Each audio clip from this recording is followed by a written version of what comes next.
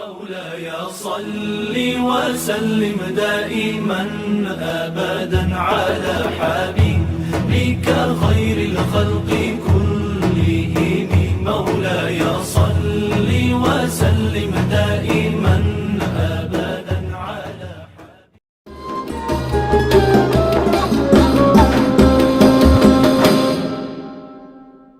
Pemikiran ekonomi Al-Ghazali didasarkan pada pendekatan tasawuf. Menurutnya, kegiatan ekonomi merupakan kebajikan yang dianjurkan dalam Islam. Pembahasan Al-Ghazali terdapat pada kitab Ihya Ulum Al-Din yang dapat dikelompokkan menjadi: pertama, pertukaran sukarela dan evolusi pasar; kedua, produksi; ketiga, barter dan evolusi uang; keempat, peran negara dan keuangan publik. Saya akan membahas pengelompokan yang pertama, yaitu pertukaran sukarela dan evolusi pasar. Al-Ghazali membangun dasar-dasar yang dikenal sebagai semangat kapitalisme. Bagi Al-Ghazali, pasar berevolusi sebagai bagian dari hukum alam, yakni sebuah ekspresi berbagai adab yang timbul dari diri sendiri untuk memuaskan kebutuhan ekonomi. Yang kedua adalah produksi. Fokus utama Al-Ghazali terletak pada desain aktivitas yang sesuai dengan dasar-dasar ekonomi Islam, yaitu yang pertama, produksi barang-barang kebutuhan dasar sebagai kewajiban sosial. Yang kedua, hierarki produksi.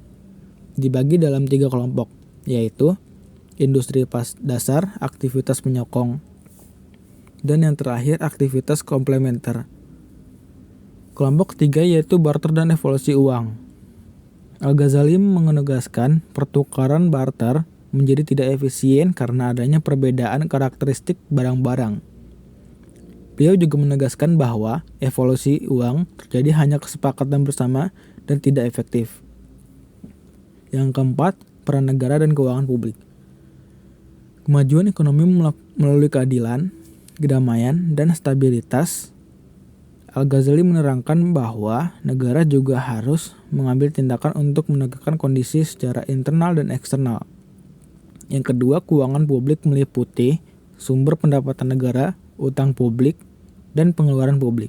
Imam Asy-Syafi'i memiliki nama lengkap Abu Ishaq Ibrahim bin Musa bin Muhammad Al-Lahkami Al-Gharnati. Beliau dilahirkan di Granda pada tahun 730 Hijriah dan meninggal pada hari Selasa tanggal 8 Sya'ban tahun 790 Hijriah atau bertepatan pada 1388 Masehi. Nama Syatibi adalah nisbat kepada tempat kelahiran ayahnya di Syatibah, sebuah daerah di sebelah timur Andalusia. Imam Syatibi dibesarkan dan memperoleh ilmu pendidikannya di ibu kota kerajaan Nasr, Granda, yang merupakan benteng terakhir umat Islam di Spanyol. Dalam meniti pengembangan intelektualitasnya, tokoh yang bermazhab Maliki ini mendalami berbagai ilmu, baik yang berbentuk ulum al-wasail atau metode maupun ulum maqasid, esensi dan hakikat. Maslahah dan maqasid al-syariah dalam pandangan Asy-Syatibi merupakan 2 hal penting dalam pembinaan dan pengembangan hukum Islam. Maslahah secara sederhana diartikan sesuatu yang baik dan dapat diterima oleh akal yang sehat. Diterima akal mengandung makna bahwa akal dapat mengetahui dengan jelas kemaslahatan tersebut. Menurut Amir Syarifuddin, ada 2 bentuk maslahah. Yang pertama, mewujudkan manfaat, kebaikan dan kesenangan untuk manusia yang disebut jalb al-manafi' atau membawa manfaat.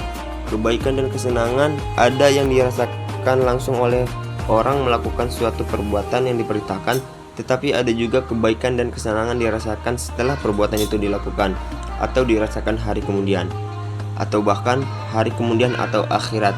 Segala perintah Allah Subhanahu wa taala berlaku untuk mewujudkan kebaikan dan manfaat seperti itu. Yang kedua, menghindari umat manusia dari kerusakan dan keburukan yang disebut dar'u al-mafasid. Kerusakan dan keburukan pun ada yang langsung dirasakannya setelah melakukan perbuatan yang dilarang. Ada juga yang merasakan suatu kesenangan ketika melakukan perbuatan dilarang itu. Tetapi setelah itu yang dirasakannya ada kerusakan dan keburukan. Misalnya berzina dengan pelacur yang berpenyakit atau meminum minuman manis bagi yang berpenyakit gula. Secara bahasa, maqasid al-syariah terdiri dari dua kata, yakni maqasid dan al-syariah. Maqasid berarti kesengajaan atau tujuan, sedangkan al-syariah berarti jalan menuju sumber air. Dapat pula dikatakan sebagai jalan ke arah sumber pokok kehidupan. Sedangkan menurut istilah As-Saitibi menyatakan hadhi syari'atu wada'tu litahqiqi maqasid syariah fi qiyami masalihim fid dunya fid dini wa dunya ma'an, yang artinya sesungguhnya syariah itu bertujuan untuk mewujudkan kemaslahatan manusia di dunia dan di akhirat. Dari pengertian tersebut dapat dikatakan bahwa tujuan syariah menurut Imam As-Saitibi adalah kemaslahatan umat manusia berkaitan dengan hal tersebut. Ia menyatakan bahwa tidak satupun hukum Allah Subhanahu wa taala yang tidak mempunyai tujuan, karena hukum yang tidak mempunyai tujuan sama dengan membebankan sesuatu yang tidak dapat dilaksanakan. Kemaslahatan dalam hal ini diartikannya sebagai segala sesuatu yang menyangkut rezeki manusia, pemenuhan kehidupan manusia, dan perolehan apa-apa yang dituntut oleh kualitas-kualitas emosional dan intelektualnya. Dalam pengertian yang mutlak, adapun yang dijadikan tolak ukur untuk menentukan baik buruknya atau manfaat dan mafsadnya.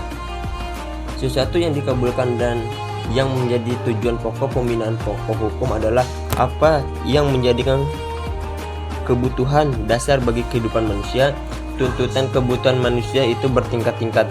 Menurut As-Saitibi ada 3 kategori tingkatan kebutuhan itu, yaitu yang pertama ada doriyah atau kebutuhan primer, yang kedua hajiyah kebutuhan sekunder, dan tahsiniyah kebutuhan tersier. Yang pertama doriyah, kebutuhan primer adalah sesuatu yang harus ada untuk eksistensinya manusia, atau dengan kata lain tidak sempurna kehidupan manusia tanpa harus dipenuhi manusia sebagai ciri atau kelengkapan kehidupan manusia, yaitu secara peringkatnya agama, jiwa, akal, harta, dan keturunan.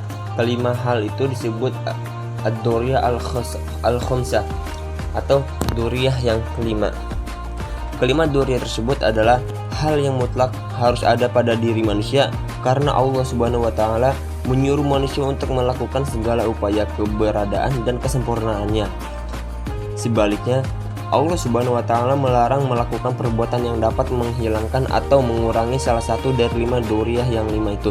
Segala perbuatan yang dapat mewujudkan atau mengekalkan 5 unsur pokok itu adalah baik dan karenanya harus dikerjakan. Sedangkan segala perbuatan yang merusak atau mengurangi 5 unsur pokok itu adalah tidak baik dan karenanya harus ditinggalkan. Semua itu mengandung kemaslahatan bagi manusia. Yang kedua, ada hajat atau kebutuhan sekunder bagi kehidupan manusia, yaitu sesuatu yang dibutuhkan bagi kehidupan manusia, tetapi tidak mencapai tingkat doruri.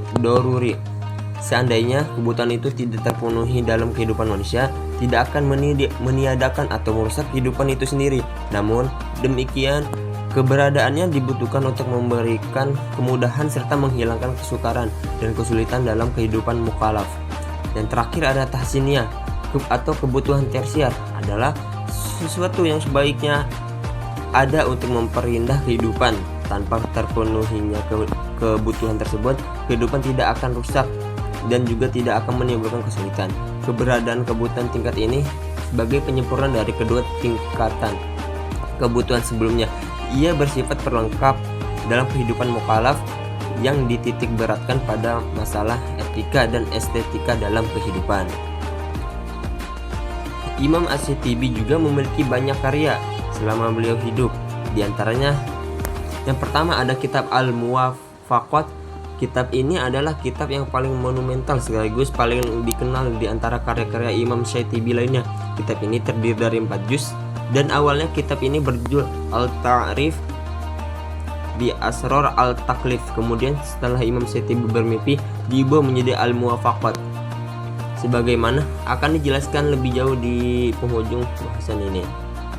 Yang kedua, kitab Al-I'tisam. Buku ini terdiri dari 2 juz dan ditulis setelah kitab Al-Muwafaqat. Buku ini mengupas secara panjang lebar tentang bid'ah dan seluk-beluknya, ditulis oleh Imam Syatibi dalam suatu perjalanan khusus dan beliau meninggal terlebih dahulu sebelum merampungkan tulisannya ini. Yang ketiga ada kitab Al-Majlis. Kitab ini merupakan syarah dari kitab Al-Buyu' yang terdapat dalam Sahih Al-Bukhari. At-Tankabati melihat faidah buku ini dengan menyebut minal fawaid wal tahqiqat ma la ya'lamuhu ilallah. Yang keempat ada Syarah Al-Khulasah. Buku ini adalah buku ilmu nahwu yang merupakan syarah dari Alfiyah bin Malik. Terdiri dari 4 juz besar dan menurut At-Tanbakati, buku ini merupakan syarah Alfiyah bin Malik terbaik dari segi kedalaman dan keluasan ilmu yang dipaparkannya. Yang kelima ada Unwan Al-Ittifaq fi Ilmi Al-Istiqaq. Buku tentang ilmu sorof dan fikih lughah. Buku ini sebanding dengan buku Al-Khulasah karya bin Jinni. Hanya saja sayang buku ini sudah hilang sejak Imam Syatibi masih hidup. Yang keenam ada Usul An-Nahw. Buku ini membahas tentang qawaid lughah dalam ilmu sorof dan ilmu nahwu. Di dalamnya dibahas qawaid asliyah seputar ilmu tersebut. Hanya saja sayang buku ini sudah hilang sejak dahulu. Yang ketujuh ada Al-Ifadat wal Al-Insyadat. Buku ini khusus dibuat sebagai gambaran perjalanan hidup Imam Syatibi sekaligus menyebutkan guru-guru dan murid-muridnya. Dan yang kedelapan ada Fatawa Asy-Syatibi. Buku ini adalah buku paling bontot. Hanya saja buku ini bukan dikarang langsung oleh Imam Syatibi, melainkan merupakan kumpulan fatwa-fatwanya yang tersebar dalam kitab Al-I'tisam dan Al-Muwafaqat.